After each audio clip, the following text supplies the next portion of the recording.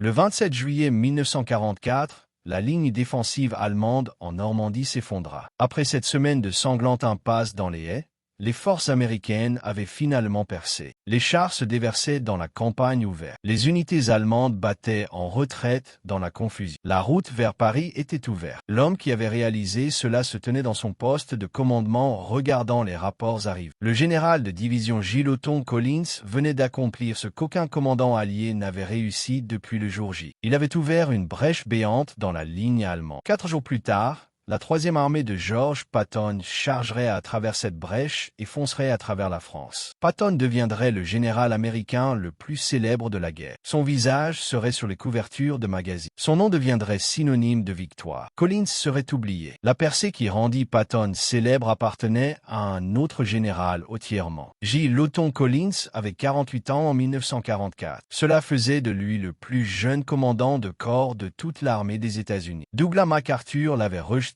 pour un commandement de corps dans le Pacifique. Trop jeune, dit MacArthur, pas assez d'ancienneté. Omar Bradley ne se souciait pas de l'ancienneté. Il se souciait des résultats et Bradley avait l'oreille d'Eisenhower. Collins avait gagné son surnom dans le Pacifique. Il avait commandé la 25e division d'infanterie à Guadalcanal et en Nouvelle-Géorgie. Ses tactiques agressives et ses avances rapides lui valurent le nom de Lightning Joe. Quand Omar Bradley eut besoin d'un commandant de corps pour la mission la plus critique de l'invasion de Normandie, il demanda Collins spécifiquement. Bradley avait connu Collins avant la guerre à l'école d'infanterie. Il se souvenait d'un jeune officier intelligent, agressif et sans peur de prendre des risques. L'affectation que Bradley avait en tête nécessiterait les 3 qualités. Le 7e corps de Collins reçut l'affectation de la plage d'Utah pour le jour J. Mais le débarquement n'était que le début. Sa véritable mission était Cherbourg. Imaginez ce jeune général portant seul le poids du destin de millions d'hommes sur ses épaules tremblantes. Les Alliés avaient besoin d'un port en eau profonde pour soutenir leurs armées en France. Chaque balle, chaque gallon de carburant, chaque soldat de remplacement devrait passer par ce port. Sans Cherbourg, l'invasion finirait par mourir de faim. Le plan original prévoyait de capturer Cherbourg dans les 9 jours suivant le débarquement. Les planificateurs militaires considéraient cela optimiste. Les Allemands avaient transformé le port en forteresse. Ils avaient eu 4 ans pour construire des défenses. Des positions d'artillerie couvraient chaque approche. La garnison était déterminée à tenir. Collins devait faire débarquer son corps sur une plage hostile, combattre à travers la péninsule du Cotentin et capturer l'un des ports les plus lourdement défendu d'Europe. Il avait moins de 3 semaines pour le faire. 6 juin 1944, le 7e corps débarqua à Utah Beach avec des pertes plus légères que quiconque ne l'avait prévu. Collins poussa immédiatement vers l'intérieur des terres pendant que d'autres corps consolidaient leur tête de pont. Le 7e corps se dirigea vers le nord en direction de Cherbourg. Les combats furent brutaux. Les défenseurs allemands contestèrent chaque haie, chaque village, chaque carrefour. Collins perdait des hommes chaque jour, mais il n'arrêta jamais d'avancer. Le 22 juin,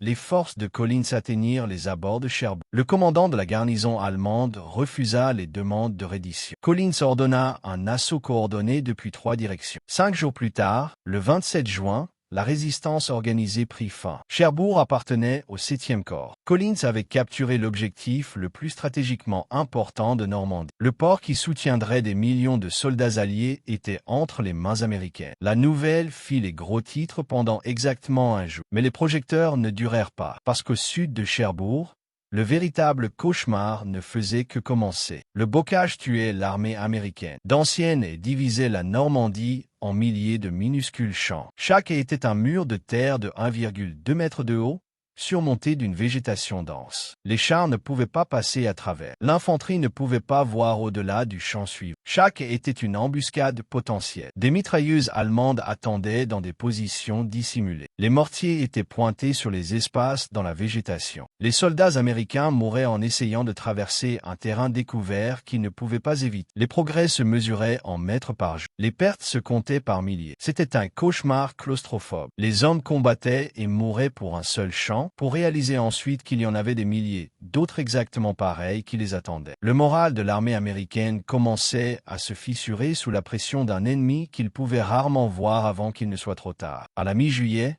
La première armée avait à peine avancé de 24 km depuis les plages. Le plan original prévoyait d'être à 96 km à l'intérieur des terres à ce stade. Bradley était désespéré. Son armée se vidait de son sang dans le bocage sans fin en vue. Il avait besoin de quelqu'un pour briser l'impasse. Quelqu'un d'assez agressif pour percer la ligne allemande. Il avait besoin de Lightning Joe Collins. Le plan de Bradley s'appelait Opération Cobra. C'était l'offensive américaine la plus ambitieuse de la guerre jusqu'à présent. Le concept était simple. Concentrer une force écrasante sur un front étroit, exploser un trou à travers la ligne allemande avec un bombardement en tapis, puis envoyer les blindés se déverser avant que les Allemands ne puissent se remettre. L'exécution serait tout sauf simple. Bradley choisit un tronçon de route de 8 km à l'ouest de Saint-Lô comme point de percée. Il assigna l'assaut au 7e corps. Collins mènerait l'attaque. Certains officiers questionnèrent le choix. Collins venait juste de terminer la campagne de Cherbourg. Son corps était épuisé. Pourquoi ne pas donner la mission à des troupes plus fraîches? La réponse de Bradley fut franche. Collins était son meilleur commandant de corps. La percée nécessitait un leadership agressif et des décisions rapides. Collins offrait les deux. Le sort de la campagne de Normandie reposait maintenant sur les épaules de Collins. 24 juillet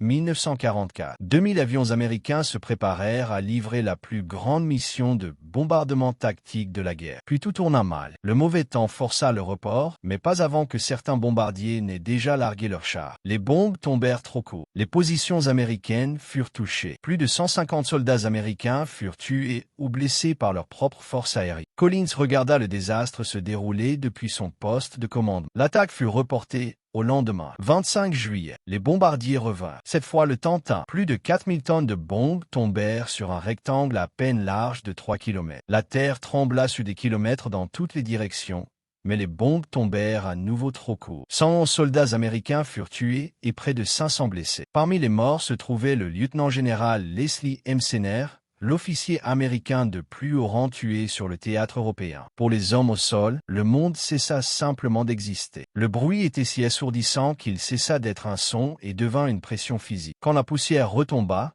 les cris n'étaient pas en allemand. Ils étaient américains. Collins avait perdu des centaines d'hommes avant même que son infanterie ne commence à bouger. Et personne ne savait si le bombardement avait fonctionné. La seule façon de le savoir était d'attaquer. Les premiers rapports furent décourageants. L'infanterie de Collins poussa en avant dans la zone bombardée, s'attendant à des défenses allemandes brisées. Au lieu de cela, ils trouvèrent des survivants. Des positions de mitrailleuses qui avaient miraculeusement échappé au bombardement ouvrirent le feu. Le mouvement vers l'avant était atrocement lent. À la tombée de la nuit le 25 juillet, le 7e corps avait à peine pénétré la ligne allemande. Bradley était inquiet. Si les Allemands tenaient, Cobra échouerait comme toutes les autres offensives dans le bocage. Collins vit quelque chose de différent dans les rapports. Les contre-attaques allemandes étaient désorganisées. Les prisonniers semblaient hébétés et confus. La communication entre les unités allemandes s'était effondrée. La ligne allemande ne tenait pas. Elle se fissurait. Sentez-vous battre le cœur de cet homme prenant la décision qui changerait le destin du monde libre? Collins prit une décision qui allait changer la guerre. Au lieu d'attendre que son infanterie sécurise la percée,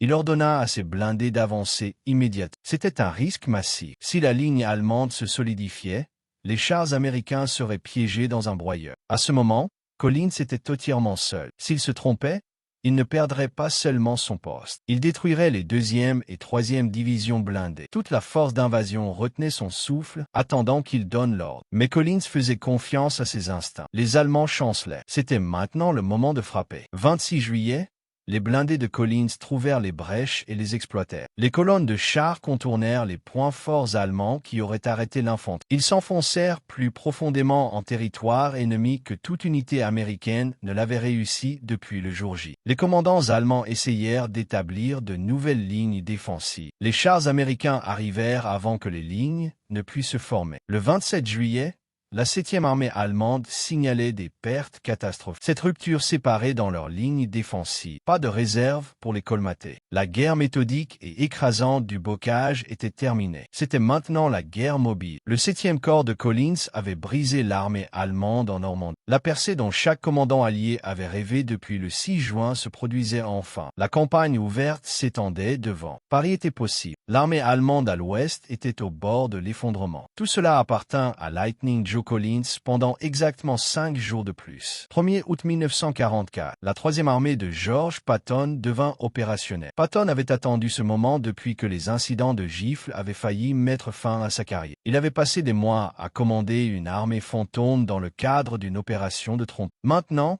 il avait enfin de vrais trous. Ses ordres étaient d'exploiter la percée que Collins avait créée. Patton fit exactement cela. La 3e armée se déversa à travers la brèche que le 7e corps avait ouverte et fonça à travers la France. Les chars de Patton couvrirent des distances qui semblaient impossibles. Ville après ville tombèrent. L'armée allemande battit en retraite dans le chaos. Les médias tombèrent amoureux de la course de Patton à travers la France. Les correspondants de guerre rivalisèrent pour décrire ces dernières avancées. Les journaux publièrent des gros titres sur le génie de Patton, l'audace de Patton, l'armée imparable de Patton. Personne ne mentionna qui avait créé la brèche que Patton exploitait. Personne ne demanda qui avait brisé la ligne allemande en premier lieu. Collins continua de combattre pendant que les caméras suivaient Patton. Le schéma se répéta tout au long d'août et septembre. Le 7e corps de Collins fit les combats difficiles. Ils capturèrent Aix-la-Chapelle, la première ville allemande à tomber aux mains des Alliés. Ils poussèrent à travers les fortifications de la ligne Siegfried. Patton obtint les gros titres. Ce n'était pas un vol délibéré. Patton était simplement plus citable, plus photogénique, plus dramatique. Il donnait aux journalistes des citations colorées. Il portait des uniformes distinctifs. Il faisait de bonnes copies. Collins était calme et professionnel. Il laissait ses résultats parler d'eux-mêmes. Patton portait des revolvers à manches d'ivoire et cultivait soigneusement l'image du guerrier ultime. Collins ressemblait à un directeur de banque qui portait un uniforme. Dans le théâtre de la guerre, le public regarde toujours l'acteur, pas le machiniste. Même si le machiniste est celui qui tire les cordes. Même Bradley, qui connaissait la vérité, ne pouvait pas déplacer l'attention du public. Au moment où la bataille des Ardennes commença en décembre 1944, la plupart des Américains n'avaient jamais entendu parler de Lightning Joe Collins. 16 décembre 1944, les Allemands lancèrent leur dernière offensive majeure à l'ouest. Pendant que le 5e corps tenait l'épaule nord vitale à Elsenborn Ridge, Collins fut amené pour mener la contre-attaque. Le 7e corps s'enfonça dans le flanc allemand depuis le nord, aidant à écraser la pénétration. Le soulagement dramatique de Bastogne par Patton domina les gros. Sa manœuvre de tournant vers le nord devint légendaire. La contre-attaque de Collins depuis le nord était tout aussi importante, mais reçut une fraction de la couverture. Le schéma tint jusqu'à la toute fin de la guerre. Quand l'Allemagne se rendit en mai 1945, Collins avait combattu d'Utah Beach à la rivière Elbe. Il avait capturé Cherbourg. Il avait brisé la ligne allemande à Cobra. Il avait aidé à arrêter les Ardennes. Bradley écrivit plus tard que si l'armée avait créé une autre armée de campagne en Europe, Collins l'aurait commandé malgré sa jeunesse et son manque d'ancienneté. Les généraux allemands considéraient Collins comme l'un des 2 meilleurs commandants de corps américains auxquels ils avaient fait face. Rien de tout cela n'importait à la mémoire publique. Après la guerre, Collins devint chef d'état-major de l'armée pendant la guerre de Corée. Il servit de 1949 à 1953. Il reçut 3 fois la médaille du service distingué de l'armée. Les Soviétiques lui décernèrent 2 fois l'ordre de Suvorov. Son neveu, Michael Collins, piloterait le module de commande d'Apollo 11 pendant qu'Armstrong et Aldrin marcheraient sur la Lune. Rien de tout cela ne fit de Lightning Joe Collins un nom connu de tous. Quand les Américains pensent à la percée de Normandie, ils pensent à Patton fonçant à travers la France. Ils ne pensent pas au général qui rendit cette course possible. La capture de Cherbourg est une note de bas de page. L'opération Cobra est rappelée pour ce qui vint après, la course de Patton à travers la France, pas pour qui la rendit possible. Le plus jeune commandant de corps de l'armée gagna chaque engagement majeur qu'il livra. Il livra le port le plus important et la percée la plus importante de la campagne. L'histoire l'oublia quand même. Les hommes qui servirent sous Collins savaient ce qu'il avait accompli. Bradley savait. Eisenhower savait. Le public ne l'apprit jamais. Collins mourut en 1987 à l'âge de 91 ans. Ses nécrologies mentionnèrent son service,